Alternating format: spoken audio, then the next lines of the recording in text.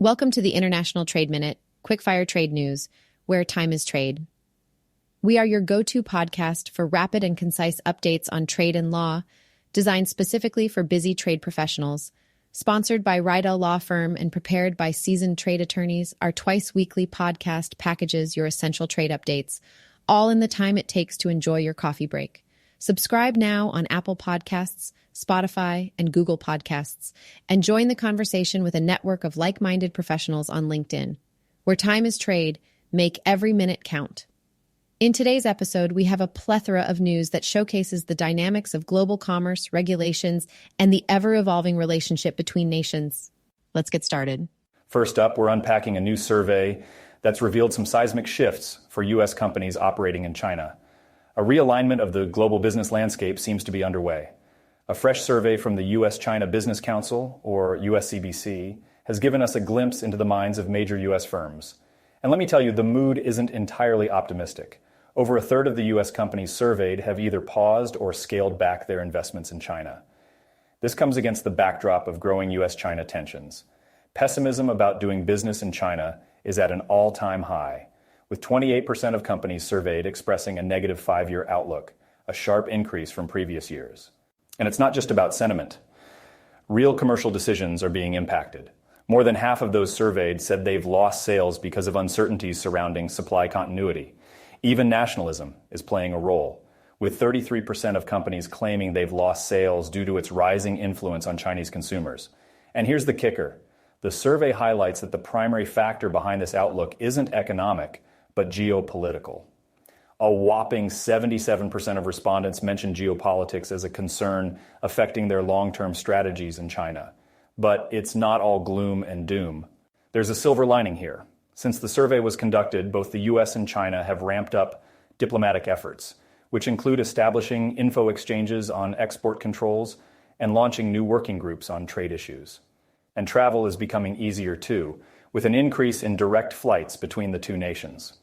This move is expected to ease commercial links, and China, sensing the mood, seems to be taking steps. The survey was conducted just before China introduced 24 measures addressing foreign companies' concerns. This includes initiatives like granting equal treatment to foreign enterprises in government procurement. However, the USCBC has wisely suggested exercising caution, emphasizing that Chinese policy implementation should be consistent across the board. This is definitely something to watch out for. The shifting sands of U.S.-China trade relations will undeniably have ripple effects across global markets. Next, we've got a significant update regarding global export controls and sanctions targeting Russia. On September 26th, the E5 partnership, comprising the United States, Australia, Canada, New Zealand, and the United Kingdom, released new guidance which includes a list of 45 prioritized harmonized system codes for items Russia needs for its weapons systems. Now, this list is divided into 4 tiers, with the first 2 being particularly sensitive, covering integrated circuits and various electronics items tied to wireless communication, and satellite-based radio navigation, among others. Tier 3 includes 25 HS codes covering a variety of electronics components, from television cameras and telecommunications equipment to aircraft parts and navigational equipment. Tier 4 includes 11 HS codes covering manufacturing, production, and quality testing equipment for electric components and circuits. Now, here's the crucial part. Exporters are strongly encouraged to conduct additional due diligence when encountering one of the listed HS codes to ensure end-user legitimacy and mitigate attempts to evade the E5's respective export controls and/or sanctions. The list will be updated as required, and it's essential to stay informed about these changes. The guidance also touches upon patterns associated with importers in non-global export control coalition countries that raise diversion concerns.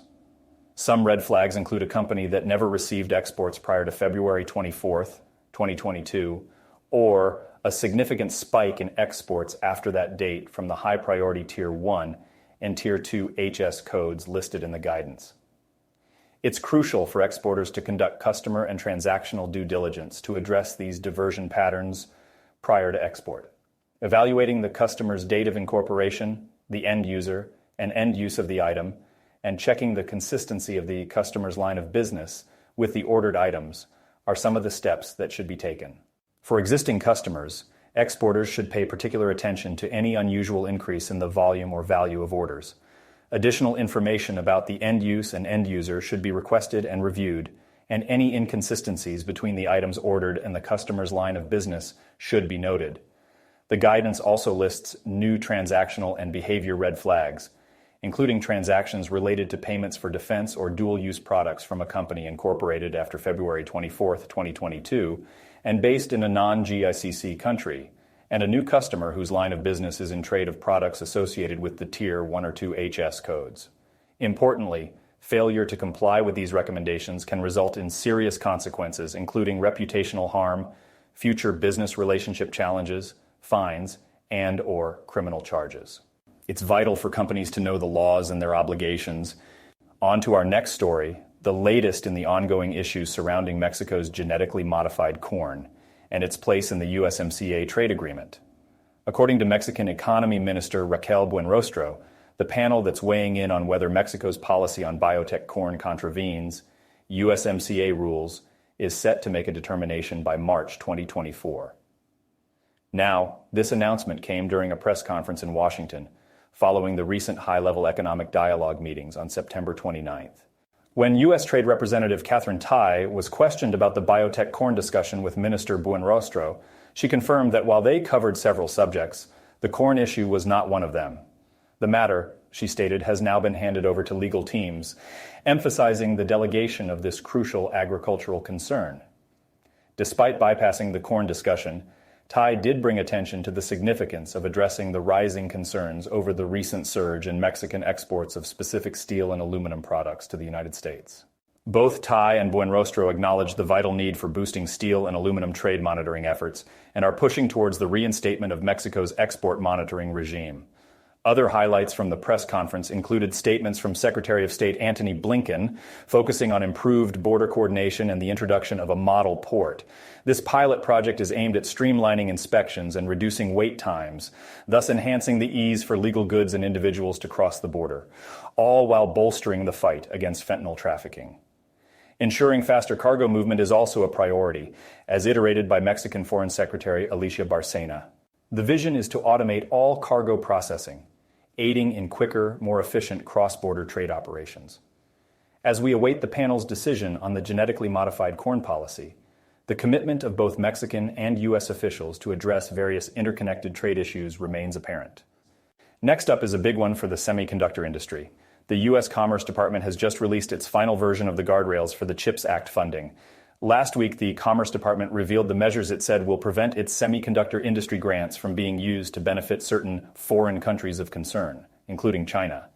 This 68-page final rule will place significant restrictions on the use of CHIPS Act funding. Here's what you need to know.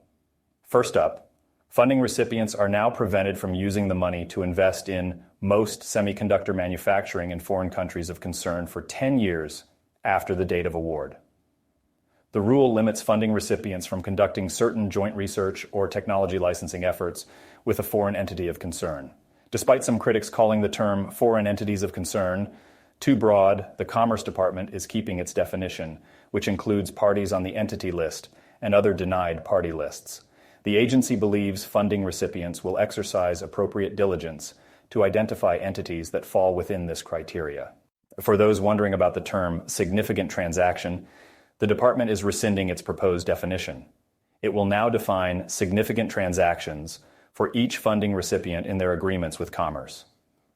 This move came after feedback that the initially proposed $100,000 threshold was too low, given the high capital costs associated with semiconductor manufacturing. In terms of compliance, the Commerce Department will require funding recipients to submit notifications for any planned significant transactions involving the expansion of semiconductor manufacturing capacity in a foreign country of concern for a period of 10 years. And there's more clarity provided for the term existing facility, addressing concerns related to facilities undergoing construction, expansion, or modernization, which may still be considered existing facilities under specified conditions. The rule also introduces tighter restrictions on a list of semiconductors classified as critical to national security. These are chips with unique properties crucial to U.S. national security needs, including chips used for quantum computing and in radiation-intensive environments. Commerce Secretary Gina Raimondo has emphasized the CHIPS Act as fundamentally a national security initiative. The guardrails will ensure that companies receiving U.S. government funds do not undermine national security, aligning with efforts to strengthen global supply chains and enhance collective security. This final rule is part of a comprehensive approach to bolster the resilience and security of critical supply chains, a vital move to safeguard technological and economic leadership and national security. Now, about the implications of the U.S. Treasury's recent executive order on outbound investments. Last August, we saw the Treasury Department shake things up with its executive order on outbound investment restrictions. These looming regulations have dealmakers on edge, especially concerning U.S. investments in China's rapidly evolving quantum tech, AI, and semiconductor industries. While many anticipated a mirrored system to the Committee on Foreign Investment in the U.S., or CFIUS, which vets foreign investments for national security risks, the Treasury seems to be leaning towards a complete prohibition in these tech sectors. David Crosby, a seasoned CFIUS lawyer and former U.S. Patent Office official, compared the new system to an export control regime. According to him, this approach might be a mistake, citing the potential hurdles for investors. In his words, there's no way for you to get certainty. Crosby underlines the desire for clarity. Investors navigating CFIUS can often get direction through filings or other means. But with the new outbound regulations, this clarity seems elusive, leaving investors grappling with doubts. But it's not all doom and gloom. While the Biden administration promises guidance from experts, the responsibility of ensuring a deal's legitimacy falls squarely on the parties involved. Larry Ward, another CFIUS expert, emphasized that the definition of AI presents potential compliance challenges, stating AI has a pretty expansive catch to it.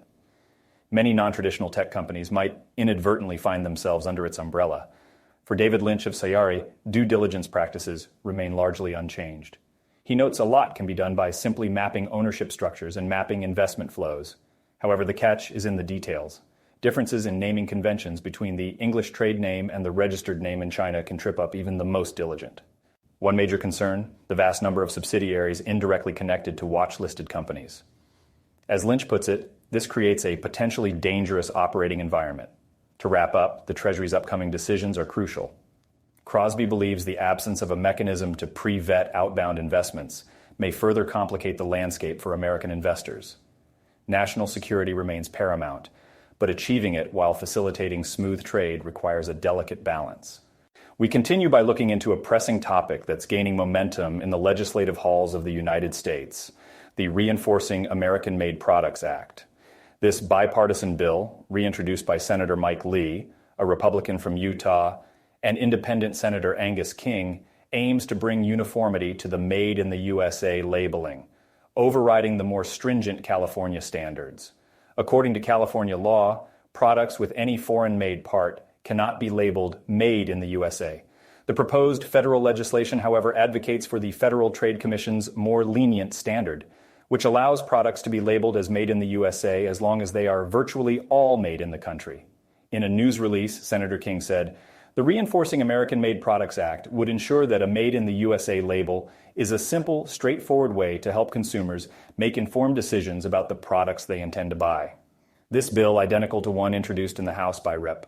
John Curtis, R. Utah, on September 19th, would amend the federal statute to ensure the FTC standard supersedes any state provisions relating to Made in the USA or Made in America labeling. The language in the bill also assures that states may enforce this federal standard. As the debate continues, the implications for consumers and manufacturers alike hang in the balance. Advocates argue for consumer clarity and national consistency, while critics fear a dilution of standards. A fascinating development in the world of international trade and domestic labeling. We'll certainly keep an eye on this as it progresses. On to our last story for today. We're diving right into a jewelry duty evasion case right out of New Jersey.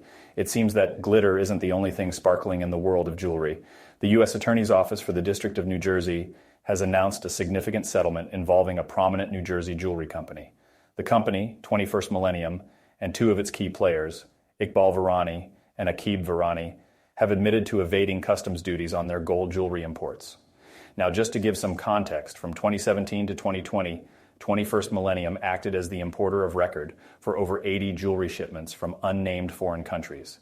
And here's the twist. The Viranis, according to the U.S. Attorney's Office, supplied their customs brokers with false information, essentially undervaluing the total worth of the imported jewelry. The numbers? Well, they admitted to skirting around a whopping $400,000 in customs duties. But the settlement goes even beyond that. The company, along with the Viranis, will pay a total of $1 million to the U.S. government. Breaking it down, 21st Millennium will shell out $800,000, while both Iqbal and Aqib Virani will each contribute $100,000. And there's more to this settlement. Beyond the financial penalties, 21st Millennium has also agreed to properly mark any merchandise that the U.S. Customs and Border Protection, or CBP, had seized with the accurate country of origin. Additionally, they'll file any additional entry documents if needed. It's a hefty penalty and serves as a clear message to companies involved in international trade. Due diligence is essential, and cutting corners could come at a significant cost. Thank you for joining us on International Trade Minute, your rapid source of trade updates for busy trade professionals, and we hope to have you back for our next episode. Don't forget to subscribe.